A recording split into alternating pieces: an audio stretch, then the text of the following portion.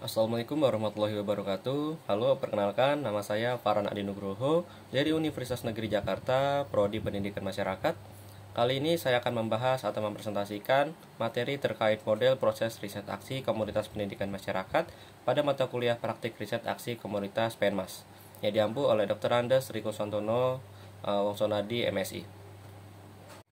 Sebelum ke isi materi, saya akan memaparkan apa saja yang saya akan bahas pada materi kali ini. Yang pertama, saya akan membahas tentang model proses riset aksi. Dan yang kedua, saya akan membahas tentang model proses penelitian tindakan pribadi. Dan yang ketiga, saya akan membahas metode dalam riset aksi. Yang keempat, saya akan memaparkan contoh yang relevan pada proses riset aksi. Yang kelima, saya akan memaparkan manfaat dari proses riset aksi. Dan yang keenam, saya akan menyimpulkan semua dari presentasi saya kali ini. Baik, di sini saya akan menjelaskan apa itu model proses riset aksi. Model proses riset aksi adalah pendekatan dinamis dan partisipatif untuk penyelidikan yang memberdayakan individu dan masyarakat untuk mengatasi masalah mendesak, mendorong perubahan positif, dan meningkatkan pembelajaran dan pengembangan.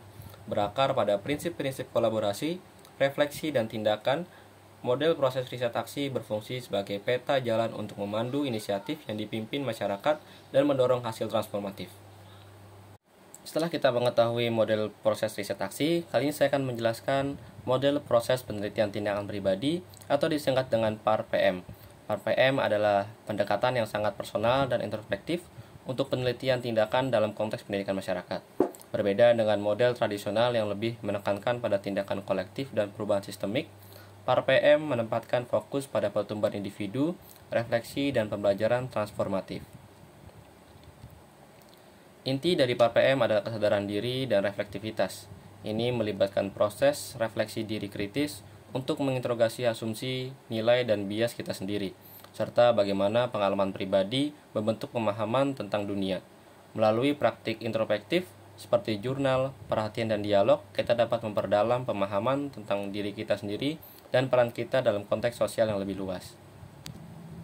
PAR-PM terdiri dari beberapa tahap yang penting. Pertama adalah tahap penyelidikan diri dan penetapan tujuan, di mana kita mengidentifikasi bidang, minat, dan hasrat yang ingin kita jelajahi lebih lanjut. Kemudian kita bergerak ke tahapan tindakan dan eksperimen, di mana kita terlibat dalam kegiatan belajar mandiri dan intervensi praktis untuk mencapai tujuan pribadi dan profesionalisme kita. Tahap selanjutnya adalah refleksi dan penilaian diri, di mana kita mengevaluasi kemajuan dan tantangan kita melalui refleksi kritis dan umpan balik rekan. Dan yang terakhir adalah sintesis dan integrasi, di mana kita menyatukan temuan refleksi dan wawasan kita menjadi narasi atau portofolio reflektif. Baik, selanjutnya saya akan memaparkan apa saja metode pada riset aksi. Yang pertama adalah metode kualitatif. Metode kualitatif memainkan peran penting dalam riset aksi dengan menawarkan wawasan yang kaya tentang kompleksitas pengalaman manusia, interaksi sosial, dan dinamika budaya.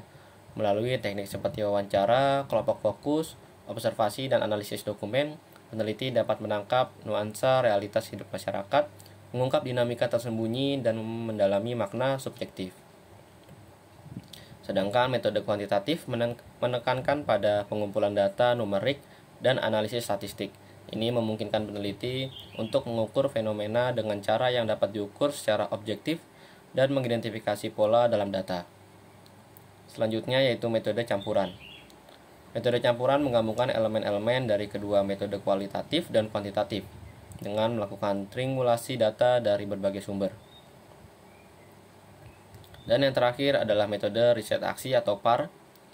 PAR adalah pendekatan metodologis yang memungkinkan anggota masyarakat untuk terlibat secara aktif dalam proses penelitian, mulai dari identifikasi masalah hingga perencanaan pelaksanaan tindakan. PAR menekankan pada kolaborasi, pemberdayaan, dan perubahan sosial dengan tujuan untuk mendemonstrasikan produksi pengetahuan dan mendorong partisipasi aktif dari anggota masyarakat dalam proses pengambilan keputusan.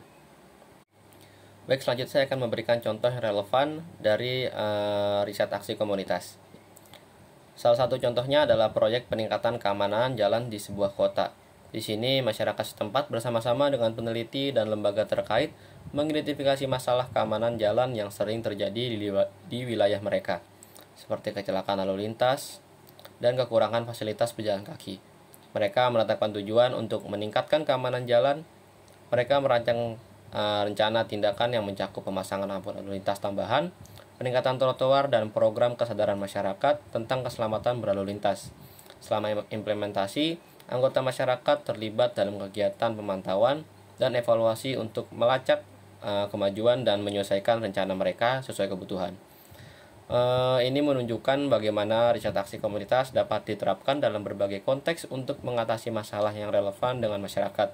Dengan melibatkan anggota masyarakat secara langsung dalam proses penelitian dan tindakan, pendekatan ini memungkinkan untuk menciptakan perubahan yang berarti dan berkelanjutan. Selanjutnya saya akan memaparkan apa saja manfaat model-model proses penelitian tindakan masyarakat atau CAR. Pertama-tama, CAR mempromosikan keterlibatan masyarakat yang lebih besar dalam proses penelitian. Dengan melibatkan masyarakat secara langsung dalam identifikasi masalah, perencanaan, implementasi, dan evaluasi, model ini memastikan bahwa solusi yang dihasilkan benar-benar berakar dalam kebutuhan dan aspirasi masyarakat setempat. Setelah itu, CAR mendorong pemberdayaan masyarakat dengan memberikan akses kepada anggota masyarakat untuk berpartisipasi aktif dalam proses pengambilan keputusan dan implementasi proyek. Model ini memungkinkan mereka untuk merasa memiliki atas perubahan yang terjadi dalam lingkungan mereka. Selanjutnya adalah meningkatkan relevansi dan keberlanjutan solusi melalui pendekatan yang kolaboratif dan partisipatif. Model ini memastikan bahwa solusi yang dihasilkan mempertimbangkan konteks lokal, nilai-nilai budaya, dan sumber daya yang tersedia. Yang terakhir, CAR merangsang pembelajaran bersama dan pertukaran pengetahuan dengan melibatkan berbagai pemangku kepentingan termasuk anggota masyarakat, peneliti, dan praktisi lapangan. Model ini menciptakan platform untuk berbagi pengalaman, pengetahuan, dan keterampilan. Setelah kita mengetahui dari definisi dari proses riset aksi, model proses penelitian tindakan pribadi, metode riset aksi hingga contoh relevan, serta manfaat model proses penelitian tindakan masyarakat, saya menyimpulkan bahwa model proses riset aksi komunitas pendidikan masyarakat adalah pendekatan dinamis yang memberdayakan individu dan masyarakat untuk mengatasi masalah-masalah mendesak, mendorong perubahan positif, dan meningkatkan pembelajaran dan pengembangan. Ini berakar pada prinsip-prinsip kolaborasi, refleksi, dan tindakan, berfungsi sebagai peta jalan untuk memandu inisiatif yang dipimpin masyarakat dan mendorong hasil transformatif. Melalui model ini, kita dapat memperdalam pemahaman tentang diri sendiri, masyarakat, dan masalah sosial, sambil meningkatkan keterlibatan pemberdayaan dan keberlanjutan solusi. Baik, sekian presentasi saya yang membahas tentang model proses riset aksi komunitas pendidikan masyarakat. Semoga bermanfaat. Assalamualaikum warahmatullahi wabarakatuh.